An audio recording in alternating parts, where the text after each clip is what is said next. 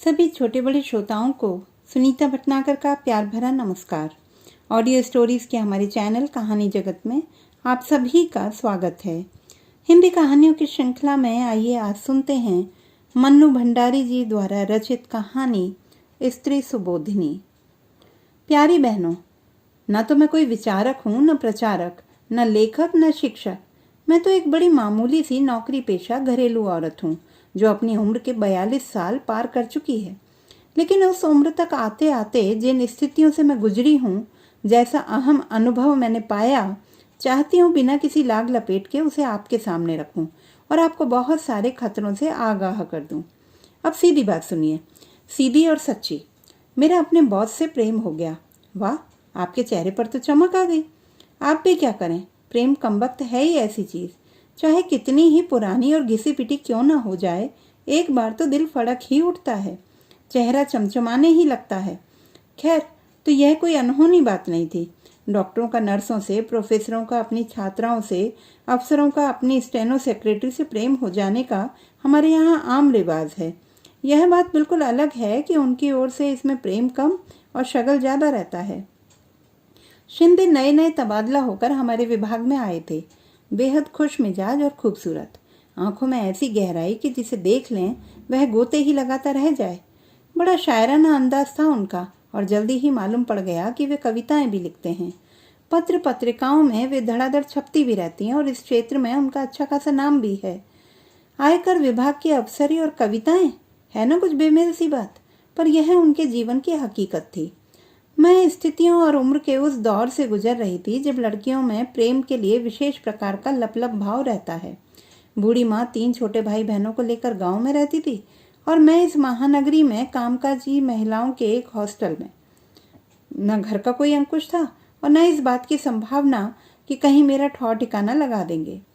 आखिर मैंने अपनी नाक और आंखों को कुछ अधिक सजग और तेज कर लिया। बस ऐसा करते ही मुझे हर नौजवान की नजरों में अपने लिए विशेष संकेत दिखने लगे और उनकी बातों में विशेष अर्थ और आमंत्रण की गंध आने लगी। तभी भिड़ गया शिंदे। उसके तो संकेत भी बहुत साफ थे, निमंत्रण भी बहुत खुला। लगा किस्मत ने 56 पकवानों से भरी थाली मुझ भुक्कड़ के आगे परोस कर रख दी है। सो मैंने न उसका आगा पीछा जानने की कोशिश की और न अपना आगा पीछा सोचने की। बस आंख मूंदी और प्रेम की डगर पर चल पड़ी। हर प्रेम की शुरुआत करीब करीब एक सी ही होती है। प्रेमियों को वे सारी बातें चाहे जितनी रोमांचकारी और गुदगुदाने वाली लगें, देखने सुनने वालों को बड़ी उबाऊ और सपाट लगने लगती हैं। शामें हमारी किसी रेस्तरां के नीम अंधेरे कोने में बीतती तो कभी बाग के झुरमुट के बीच, कभी हम आपस में उंगलियां उलझाए रहते तो कभी वह मेरी लटों से खिलवाड़ करता रहता। एक बार उसने कविता में मेरे बालों की उपमा बदली से दे दी। बस फिर क्या था, मैं जब तब गोदी में रखे उसके सिर पर झुककर बदली छितरा देती और वह उचक कर, यह क्या? आपकी आंखों में तो अविश्वास उभर आया। मैं समझ गई, एक सीनियर अधिकारी और ऐसी छिछोरी फिल्मी हरकतें। पर सच मानिए, अब भी मैं दावे के साथ कह सकती हूँ कि यहाँ के हर पुरुष के भीतर एक ऐसा ही फिल्मी हीरो आसन मारे बैठा रहता है और जब तक वह पूरी तरह तृप्त ना हो जाए मरता नहीं है। उम्र के किसी भी दौर पर, उस समय चाहे वह 6 बच्चों का बाप ही क्यों ना हो, जरा सा मौका मिलते ही भड़बड़ाकर जाग उठता है और पूरी तरह अपनी गिरफ्त में जकड़ लेता है। फिर तो बड़ी बड़ी तोपें तक ऐसी बचकाना और बेवकूफ़ाना हरकतें करती रहती हैं कि बस तौबा। न कोई शर्म, न उम्र का लिहाज।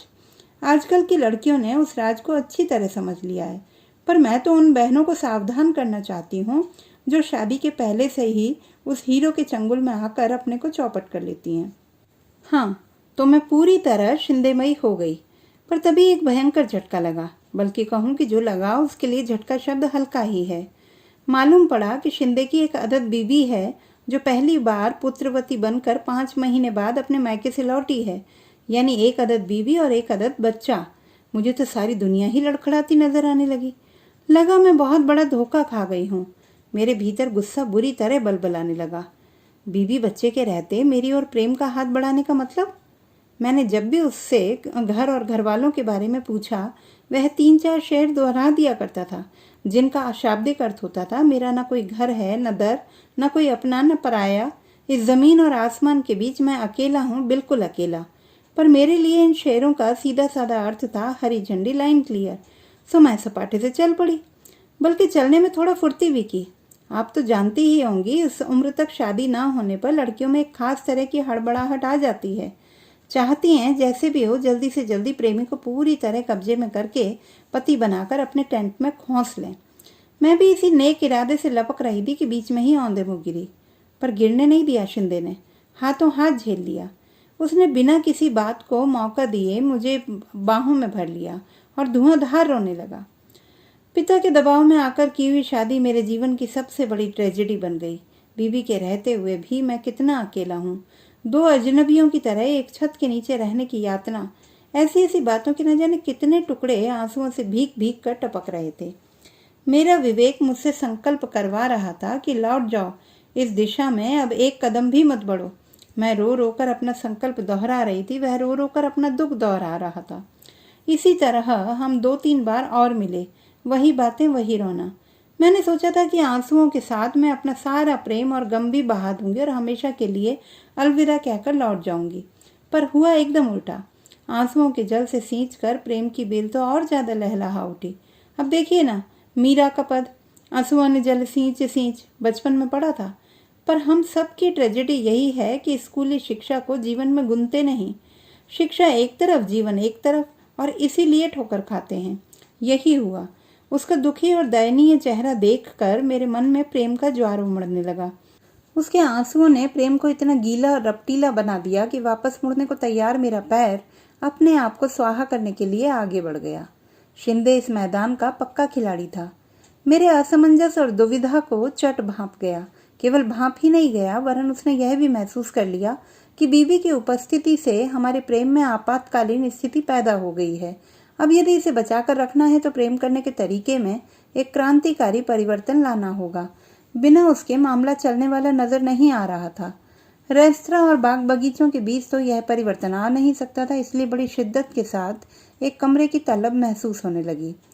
3-4 कमरा मुलाकातों में ही मैंने समझ लिया कि इन मुलाकातों के कारण उसके भीतर किसी तरह का अपराध बोध या कुछ गलत करने का भाव लेश मात्र भी नहीं है।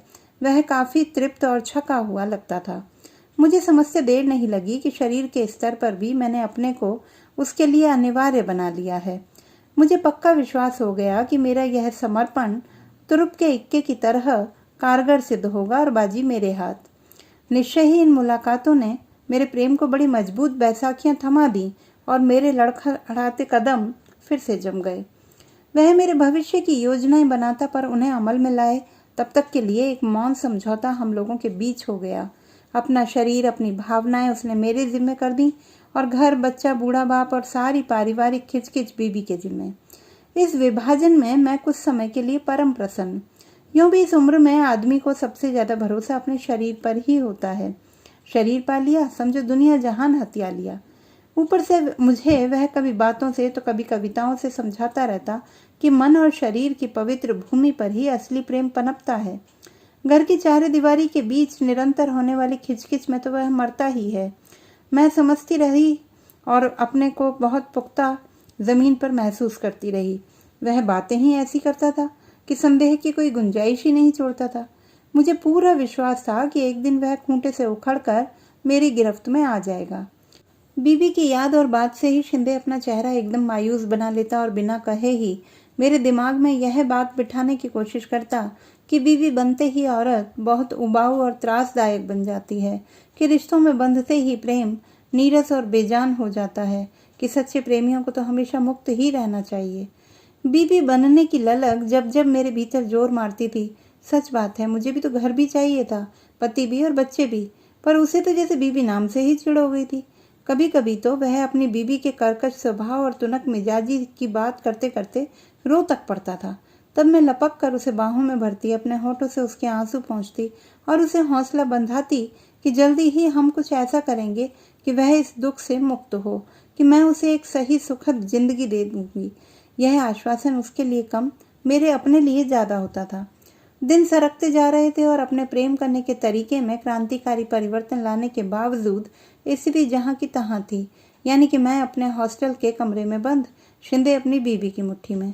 आज सोचती हूँ तो अपने पर ही सौ धिक्कार के साथ आश्चर्य भी होता है कि कैसे मेरी बुद्धि पर ऐसा मोटा पर्दा पड़ गया था कि यह भी नहीं सोच सकी कि उसकी बीवी भी आखिर मेरी तरह ही एक स्त्री है, अपने पति के छलावे और मक्कारी की शिकार।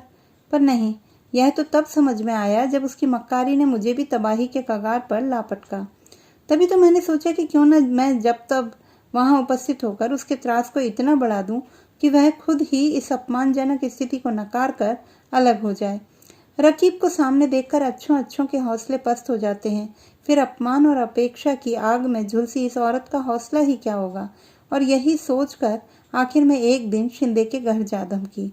एक सुहागिन औरत की सारी नियामतों यानी कि बूढ़े ससुर के वरद हस्त की छत्र छाया और बच्चे के पोतड़े के बंधनवार के बीच दूधों नहाई पूतों फली भाव से वह कुर्सी पर विराजमान थी। मुझे देखकर उसके चेहरे पर किसी तरह का कोई विकार नहीं आया। विकार तो मुझे देखकर शिंदे के चेहरे पर आया, जिसे उसने थोड़ी सी कोशिश करके अपनी अफसरी नकाब के नीचे ढक लिया।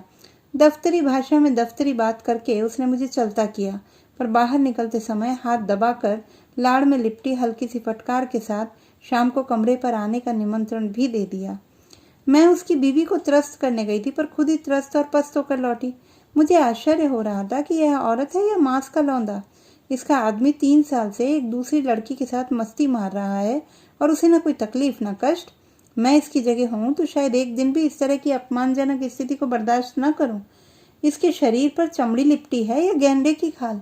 यह तो मुझे बहुत बाद में अपने अनुभव ने सिखाया कि अधिकतर शादीशुदा औरतें ऐसी होती हैं जिन्हें अपने घर की दीवारों से बेशुमार लगाव होता है, इतना ज्यादा कि धीरे धीरे उन दीवारों को ही अपने शरीर के चारों ओर लपेट लेती हैं। फिर मान अपमान के सारे हमले उनसे टकराकर बाहर ही ढेर हो जाते हैं और वे उनसे बेअसर सती साध्वी सी भीतर सुरक्षित बैठी रहती हैं। शाम को शिंदे मुझ पर एकदम बरस पड़ा कि मैंने उसके घर आने की मूर्खता क्यों की। कितना चौकस रहना पड़ता है उससे हर समय, जिससे उसकी बीवी को इस प्रसंग की हवा भी न लग सके, वरना वह तो शूर्पणखा की तरह ऑफिस, परिवार और सारे शहर में हड़बोंग मचाकर रख देगी। मौका लगा तो मेरा झोंटा पकड़कर सड़क पर जूते लगवाएगी और बड़ी चालाकी से उसने मेरे मन में अपनी पत्नी के लिए, जिसे वह अक्सर कोतवाल कहता था, ढेर सारी नफरत और आक्रोश भर दिया। साथ ही जल्दीबाजी करने की अपनी नादानी भरी मूर्खता पर मुझे शर्मिंदा भी किया। देखा आपने कि कैसे शातिराना अंदाज से पुरुष नफरत और गुस्से की सुई अपनी ओर से सरका कर दोनों औरतों की ओर घुमा देता है। वे ही आपस में लड़े भिड़े, कोसें गलियाएं, और वह जो असली गुनाहगार है अपने पर आँच आए बिना आराम से दोनों का सुख भोगता रहे। वह समझाता कि सहज जीवन का मधुरतम पक्ष तो हम भोग ही रहे हैं, मैं क्यों बेकार में शादी ब्याह और घर में जकड़कर इस मधुर संबंध का गला घोटना चाहती हूँ। और इसी चक्कर में वह मधु उड़ेलती हुई 3-4 फड़कती कविताएं मेरे नाम ठोक देता। मेरे कंधों पर स्त्री पुरुष के संबंधों को एक नई दिशा देने का दायित्व है। अगली पीढ़ी अधिक स्वस्थ, अधिक मुक्त जिंदगी जी सके, उसके लिए हमें पहल करनी होगी, एक उदाहरण रखना होगा, चाहे उसके लिए हमें खाद ही क्यों न बनना पड़े।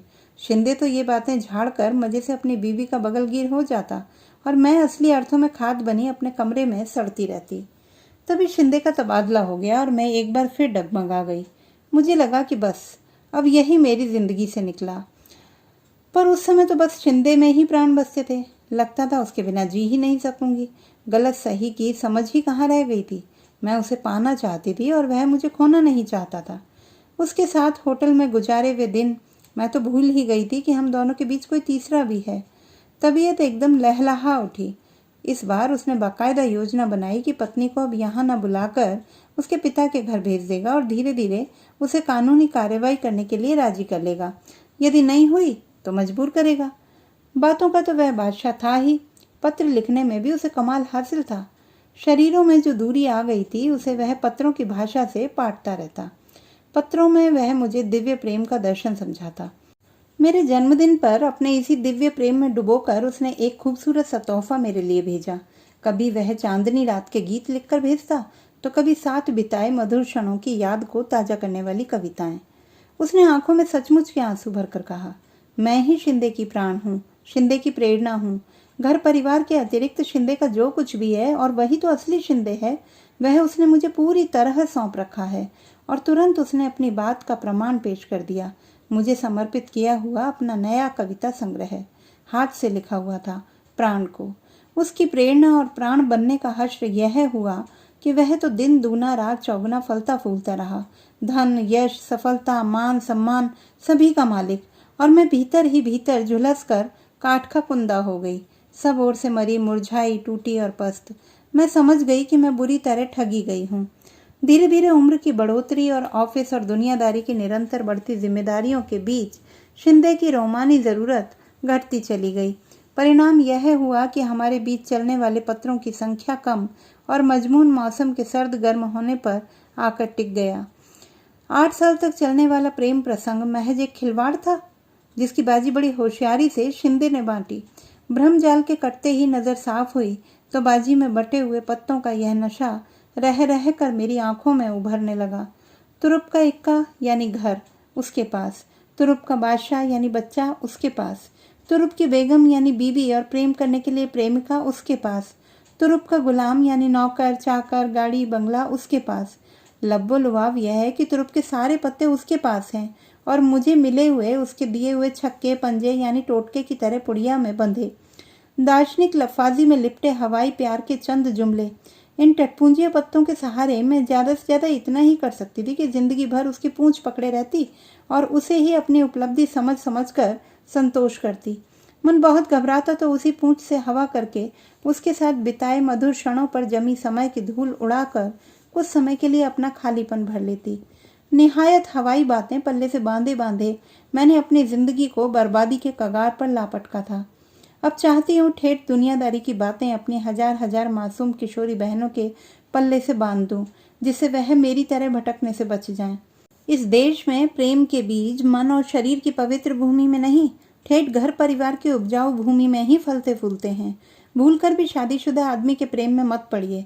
दिव्य और महान प्रेम की खातिर बीवी बच्चों को दांव पर लगाने वाले प्रेम वीरों की यहाँ पैदावार ही नहीं होती।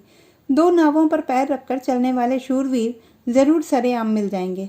हाँ, शादीशुदा औरतें चाहें तो भले ही शादीशुदा आदमी से प्रेम कर लें। जब तक चाहा प्रेम किया, मन भर गया तो लौटकर अपने खूंटे पर, ना कोई डर ना घोटाला, जब प्रेम में लगा हो शादी का ताला। तो दोस्तों, ये थी हमारी आज की कहानी। आपको कैसी लगी कमेंट बॉक्स में लिखना ना भूलें। चैनल को सब्सक्राइब करें, लाइक करें और मित्रों के साथ शेयर करें।